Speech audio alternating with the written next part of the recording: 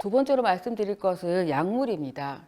약물하니까 되게 낯설시죠. 우리 아이들이 무슨 이런 어마어마한 약물이나 이런 것을 할까, 또 이게 얼마나 아이에게 문제가 있을까 아마 생각해 보신 적이 별로 없으실 것 같습니다. 근데 이제 약물이라 그러면 굉장히 범위가 넓은데요. 흔히 말하는 우리가 뭐 마약과의 전쟁 이럴 때 말하는 뭐 아주 불법적인 마약도 있을 수가 있고, 또 그런 마약은 아닌데 뇌에 굉장히 영향을 많이 주거나 의존성이 있는, 병원에서 뭐 처방을 받는다든지 혹은 그냥 뭐 복용할 수 있는 그 약물까지를 저희가 다 포함해서 소개를 해드리려고 합니다. 특히 저희가 대마라고 하는 물질이 있는데요. 이 대마라고 하는 물질은 우리나라 대한민국에서는 불법인 물질입니다. 그런데 전 세계적으로 보면 대마를 뭐그 의학용이든지 아니면 여가용으로 허가하고 있는 국가들이 꽤 있어요. 그래서 혹시나 그 국가에서 뭔가 이 대마를 흡입한다든지 뭐 접촉한 경우에 우리나라에 들어오게 된다면 또 법적인 제재를 받을 수가 있어서 이 부분을 참고로 더 말씀을 제가 드렸습니다. 우리 아이들이 요새 대부분 SNS, 그 소셜미디어 이런 거 하지 않습니까? 인스타그램 하는 아이들도 있고, 옛날엔 트위터라고 불렀던 X 하는 아이들도 있고, 심지어 그 익명성에도 보장된 텔레그램을 하는 아이들도 있고, 여러 가지 것을 합니다. 근데 이걸 지금 말씀드리는 이유는 아이들 혹은 성인들이 이 마약을 요새 구할 때 다 그런 SNS를 통해서 구하기 때문에 내가 이걸 한번 해보고 싶다고 하면 심지어는 지역에 따라 한두 시간 이내로 구할 수까지 있는 상황입니다. 그래서 우리 아이들이 호기심이 혹시나 이것들을 구하게 된다면 큰 문제가 될 수 있기 때문에 단지 집안에서 그냥 학교만 다니고 있다고 해서 이 물질들에 전혀 노출될 일은 없을 것이다라고 안심하실 수도 없는 상황이라 오늘 꼭 소개를 해드리려고 했습니다. 마약 사범이라고 하죠. 마약과 관련된 범법 행위가 있는 어떤 경우에 이제 법적인 어떤 시스템에 들어오게 되는 사람들의 비율이 있는데요. 심지어 19세 이하, 정말 청소년이죠. 청소년들 중에 2022년만 기준으로 해도 무려 481명이나 되는 학생들이 여기 해당이 됐었습니다. 이 학생들이 법적인 어떤 처분이나 관리를 받았었고요. 해마다 늘어나고 있습니다. 그래프에서 보듯이 점점 증가하고 있습니다. 그래서 이제 이런 것들을 볼 때 청소년들도 절대 이 마약이라든지 불법적인 약물에 대해서 절대 청정한 상태는 아니다. 이렇게 제가 생각을 할 수밖에 없을 것 같습니다. 이 마약과 관련돼서는 제가 보여드린 대로 법적인 문제가 생길 수도 있죠.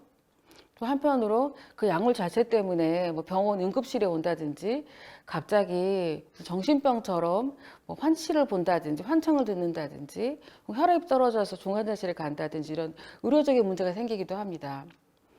또 한편으로는 어떤 사회적인 문제, 또 경제적인 문제까지 다양한 문제를 일으킬 수가 있고, 특히나 어린 시기에 이 약물 노출이 된 친구들은 성인이 되어서 다른 중독과 다른 약물 문제가 굉장히 복합해질 확률이 높기 때문에 처음 접하는 것 자체를 잘 차단하는 것이 가장 중요하다고 저희가 생각을 합니다.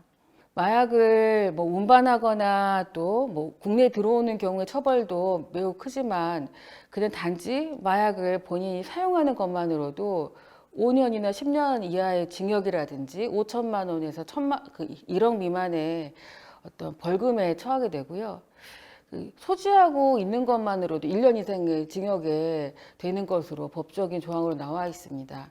따라서 아이들이 한참 자라고 공부하고 성장하고 친구들하고 상호작용을 해야 될 시기에 이런 어떤 법적인 제재를 받는다든지 상담을 받지 않도록 저희가 잘 주의를 기울여야 될 것 같습니다. 제가 또 하나 말씀드리고 싶은 약물이 있는데요. 우리나라에서 지내시다 보면 한국 사람의 거의 99%는 다이어트 이야기를 하고 얼마나 살이 쪘는지 얼마나 날씬한지, 특히 청소년들, 여학생은 물론이고 남학생까지도 굉장히 관심이 많습니다. 그래서 어떤 아이들은 그냥 운동으로는 빼기 어려우니까 좀 약을 먹어서 다이어트를 해봐야 되겠다, 이런 생각을 가진 학생들이 꼭 있는 것 같아요. 심지어는 제 진료실에 와서도 선생님 다이어트 약 처방해주면 안 돼요, 이렇게 말하는 아이들이 항상 있습니다.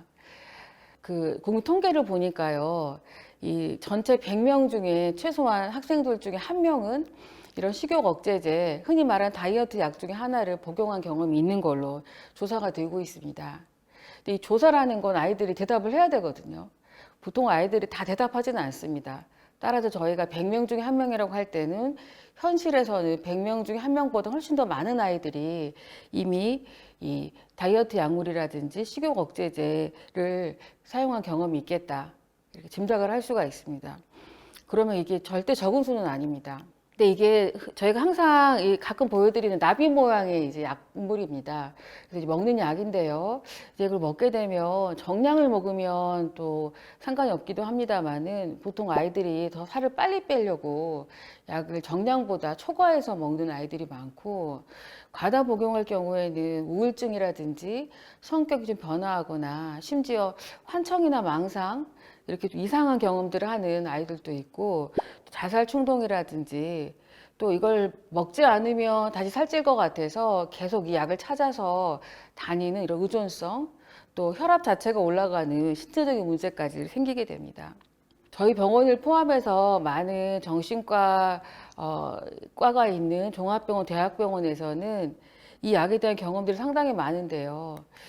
이 약이 실제로 최근에는 이 비대면 진료로도 구하는 경우가 있는 것 같습니다. 그래서 광고도 굉장히 많이 하는 것 같고, 그래서 이런 약들을 남용을 하다 보면, 저희 응급실에 굉장히 불안이라든지 초조, 또 뭐 환청과 같은 이상한 증상들 호소하는 친구들 중에 잘 찾아보면 이 약을 과량 복용했다든지 이런 친구들이 종종 있게 되고 아주 드물게는 이 약을 더 이상 먹지 않는데도 불안 증상이라든지 또 현실을 착각하게 되는 약간 정신병 같은 증상들을 조금 계속 갖게 되는 아이들도 있습니다.